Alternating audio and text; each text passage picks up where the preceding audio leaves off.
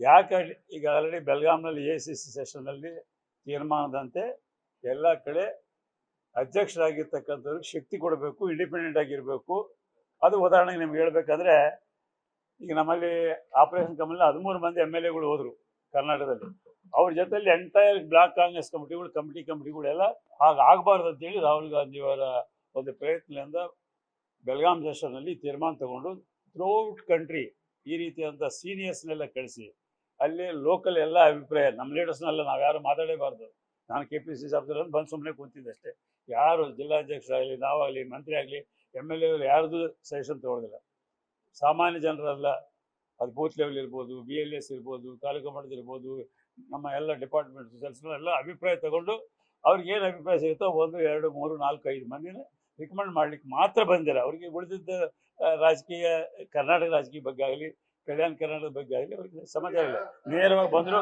4-5 ದಿವಸದ ಥರ ಸೀಮಿತವಾಗಿ ಕಾಂಗ್ರೆಸ್ ಪಾರ್ಟಿ ಆರ್ಗನೈಸೇಷನ್ ಹೇಳೋಣ. ಈಗ ನೀವೇ ಇಲ್ಲ ಕರೆಕ್ಟ್ ಅದು ತರ್ತಾರೆ ಹೇಳಿದ್ದಾರೆ ನೋಡಿ. ನಿನ್ನೆ ಇಲ್ಲ ಒಂದು ನಿಮಿಷ. ಈಗ ಹೋದ ಸಲ ಕ್ಯಾಬಿನೆಟ್ನಲ್ಲಿ ಡಿಸಿಷನ್ ತಗೊಂಡಿದ್ದು ಗೊತ್ತಿತ್ತು. 56,000 ಪೋಸ್ಟ್ಗಳು ಏನು ಬೇಕಿಲ್ಲದೆ ತೀರ್ಮಾನ ತಗೊಂಡ್ವಿ. ಅದೇ ರಿಸರ್ವೇಷನ್ಸ್ ಪ್ರಾಬ್ಲಮ್ ಆದಮೇಲೆ ಸಹಿತ ಅದನ್ನು ಕ್ಲಿಯರ್ ಮಾಡಿ ನಾನು ಮಿನಿಸ್ಟರ್ ಇರ್ತಕ್ಕಂಥ ಸಂದರ್ಭದಲ್ಲಿ, ನಿಮ್ಮ ತಂಗಡಿಯವರು ಮಿನಿಸ್ಟರ್ ಇರ್ತಕ್ಕಂಥ ಸಂದರ್ಭದಲ್ಲಿ ಕ್ಯಾಬಿನೆಟ್ನಲ್ಲಿ ಕ್ಲಿಯರ್ ಮಾಡಿ 56,000 ಪೋಸ್ಟ್ ತುಂಬಲಿಕ್ಕೆ ಕೇಳಿದ್ದಾರೆ.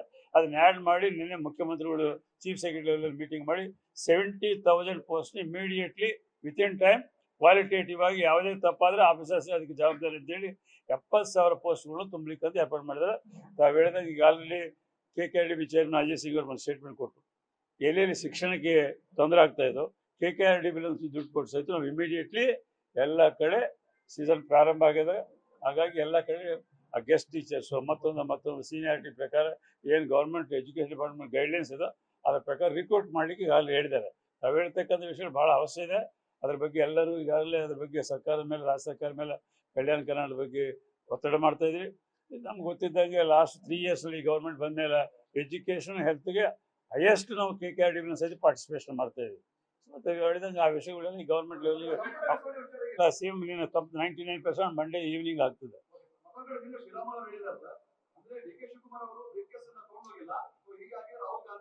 ನೋಡಿ ರಾಹುಲ್ ಗಾಂಧಿ ಅವರು ಅಪಾಯಿಂಟ್ಮೆಂಟ್ ಕೊಟ್ಟಿದ್ದು, ಮಾತಾಡಿದ್ದು, ಡಿಸ್ಕಷನ್ ಆಗಿ ಅವ್ರು ಕಳಿಸಿದ್ದು ನೀವೆಲ್ಲ ಪತ್ರಿಕಾ ಮೀಡಿಯಾದಲ್ಲಿ ನೋಡಿದ್ರಲ್ಲ, ಫೋಟೋಗಳು ಇದಾವೆ.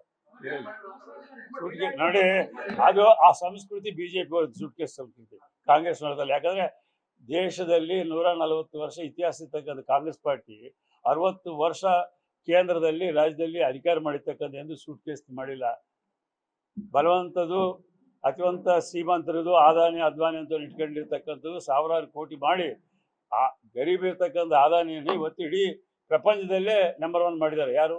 ಅಮಿತ್ ಶಾ ಅವರು, ಮೋದಿ ಅವರು. ಅವ್ರು ನಮ್ಮ ಬಗ್ಗೆ ಮಾತಾಡ್ಲಿಕ್ಕೆ ಅವ್ರಿಗೆ ತಾಕತ್ತಿಲ್ಲ, ಕಾಂಗ್ರೆಸ್ ಬಗ್ಗೆ ಮಾತಾಡ್ಲಿಕ್ಕೆ. ಕಾದದ್ದು ಅವ್ರ ಸಲುವಾಗಿ 1 ನಿಮಿಷ ನಾವು 3 ದಿವಸ ಅವ್ರು ಕಾದಿದ್ದಿಲ್ಲ. 3 ದಿವಸದಲ್ಲಿ ಮಿನಿಸ್ಟರ್ಸ್ನ ಬಿಟ್ಟಾರೆ, ಸೆಂಟ್ರಲ್ ಮಿನಿಸ್ಟರ್ಸ್ನೇ, ಸ್ಟೇಟ್ MPಸ್ನೆಲ್ಲ ಕಾವೇರಿ ಬಗ್ಗೆ ಕರೆದಿದ್ರು. ಎಲ್ಲ ನಮ್ಮ ಲಾಯರ್ಸ್ನೆಲ್ಲ ಕರೆದು ಕಾವೇರಿ ಬಗ್ಗೆ ಮಾತಾಡಿದ್ರು. 3 ದಿವಸ ಮುಖ್ಯಮಂತ್ರಿ ಅದರಲ್ಲಿ ರಾಜ್ಯದ ಪರಿಸ್ಥಿತಿಗಳ ಬಗ್ಗೆ ಎಂಗೇಜ್ ಆಗಿದ್ರು. 3 ದಿವಸ ಇರಿಗೇಷನ್ ಮಿನಿಸ್ಟರ್ ಸಹಿತ ಹೋಗಿದ್ರು. ಎಲ್ಲ MPs, central ministers of the state ಎಲ್ಲರೂ ಪ್ರತಿ ಸೆಷನ್ ಟೈಮ್ನಲ್ಲಿ ಕರೀತಾರೆ ಯಾರೇ ಮುಖ್ಯಮಂತ್ರಿಗಳಲ್ಲಿ. ಅದರಂಗೆ ಆ ಕೆಲಸ ಸಲುವಾಗಿ 1 ದಿವಸ ಟೆಕ್ನಿಕಲ್ ಪೀಪಲ್ ಹತ್ರ ಮಾತಾಡಿದ್ರು, 2ನೇ ದಿವಸ ಲಾಯರ್ಸ್ ಹತ್ರ ಮಾತಾಡಿದ್ರು, 3ನೇ ದಿವಸ ಮಿನಿಸ್ಟರ್ಸ್, MLAs ಕೇಂದ್ರ ಸರ್ಕಾರದಲ್ಲಿ ಮಾತಾಡಿದ್ರು. 3 ದಿವಸ is fully engage with state issues. ಅದರಲ್ಲಿ ನಾವು ಟೈಮ್ ಕೊಟ್ಟು ಇದನ್ನು 1 ಅವರ್ನಲ್ಲಿ ಡಿಸ್ಕಸ್ ಮಾಡಿ ಕಳಿಸಿದ್ರೆ ಒಂದೇ ಈವ್ನಿಂಗ್ ಅದು ಆಗ್ತದೆ.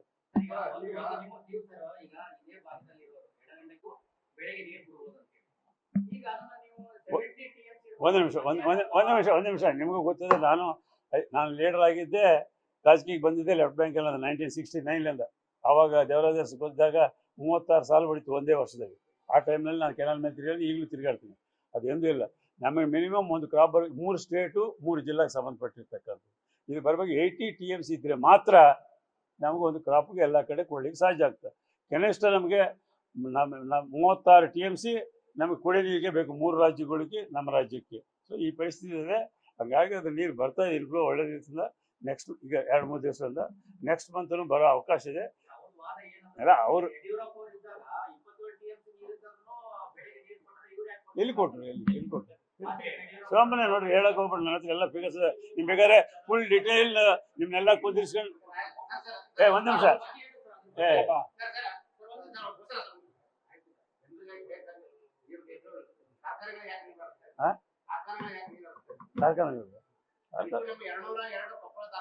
ನೋಡಿ ನೋಡಿ ಸ್ಟೀಲ್ಸ್ ಮಾಡಿದಾಗ ನಾನು ಕಾಡ ಚೇರ್ಮನ್ ನಾನೇ ಫಸ್ಟ್ ಅಬ್ಜೆಕ್ಷನ್ ಈಗ ಚೀಫ್ ಸೆಕ್ರೆಟರಿ ಭಟ್ಟಾಚಾರ್ಯ ಇದ್ರು ಅವ್ರ ಹತ್ರ ಅಬ್ಜೆಕ್ಷನ್ ಫೈಲ್ ಮಾಡಿದ್ದೀನಿ. ಅವ್ರಿಗೆ ನಾನೇನು ಹೇಳಿದೆ, ಇಂಡಸ್ಟ್ರಿ ಬರಲಿ, ಅವರು ಎಲ್ಲ ಕನ್ವಿನ್ಸ್ ಮಾಡಿದ್ರು ನಮಗೆ ಇಂಡಸ್ಟ್ರೀಸ್ ಬರಲೇಬೇಕು, ನೀರು ಕೊಡಬೇಕು, ಇಂಡಸ್ಟ್ರಿ ಬೇಕು, ಅದೆಲ್ಲ ಲ್ಯಾಬರಿ ಏರಿಯಾ ಎಲ್ಲ ಡೆವಲಪ್ ಆಗುತ್ತೆ. ಅದಕ್ಕೆ ಅವ್ರನ್ನ ಬ್ಯಾಲೆನ್ಸಿಂಗ್ ರಿಸರ್ವರ್ ಮಾಡ್ಕೊಳ್ಬೇಕು ನಾನೇ ಬರ್ಕೊಟ್ಟಿದ್ದೆ. 10 TMC ಬೇಕಲ್ಲ, ಸರ್ಪ್ಲಸ್ ಇದ್ದಾಗ 1633 ಮೇಲೆ ಬಂದಾಗ ಡ್ರಾ ಮಾಡ್ಕೊಂಡು ದೊಡ್ಡದು ಮಾಡ್ಕೊಂಡು 10-15 TMC ಮಾಡ್ಕೊಳ್ಳೋದೇ ಇದ್ವಿ. ಸೊ ಅದರಲ್ಲಿ ಆಗ್ತದೆ ಈಗ ಇಂಡಸ್ಟ್ರಿಗೂ 1% ನಾವು ಕೊಡೋದು 1 TMC ಕೊಡ್ಬೇಕಂತ ಇತ್ತು. ಮಾಡ್ತಾರೆ ನೋಡಿ. ಅದಕ್ಕೆ ನೋಡಿ ಒಂದು ನಿಮಿಷ ಯಾವ ವರ್ಷದಲ್ಲಿ ನಮಗೆ ಬೇಸಿಗೆನಲ್ಲಿ ತೊಂದರೆ ಆದಾಗೆಲ್ಲ ಇಂಡಸ್ಟ್ರೀಸ್ ಎಲ್ಲ ಕಟ್ ಮಾಡಿಸಿದ್ವಿ. ಇಂಡಸ್ಟ್ರಿಗೆ ಕೊಡೋದು ಎಲ್ಲ ಇಂಡಸ್ಟ್ರೀಸ್ ಕೊಡೋದು ಒಂದೇ ಅಲ್ಲ, ಎಲ್ಲ ಇಂಡಸ್ಟ್ರಿ ಕಟ್ ಮಾಡಿ ಆವಾಗ ಜನರಿಗೆ ಕೊಡ್ತೀವಿ. ಇಲ್ಲಿ ಸರ್ಪ್ಲಸ್ ಇದ್ದಾಗ ರೈನಿ ಸೀಸನಲ್ಲಿ ಮಾತ್ರ ಅವ್ರು ಕೊಡ್ತಾ ಇದ್ದಾರೆ. ಅದನ್ನು ಸಹಿತ ಬರುವಂಥ ದಿನಗಳಲ್ಲಿ ಮ್ಯಾನೇಜ್ ಮಾಡೋದು ಪ್ರಯತ್ನ ಮಾಡೋಣ. ಆಯ್ತು. ನ್ಯೂಸ್ ಫಸ್ಟ್, ನಿರ್ಭೀತಿಯಿಂದ ನಿಮ್ಮ ಪರವಾಗಿ.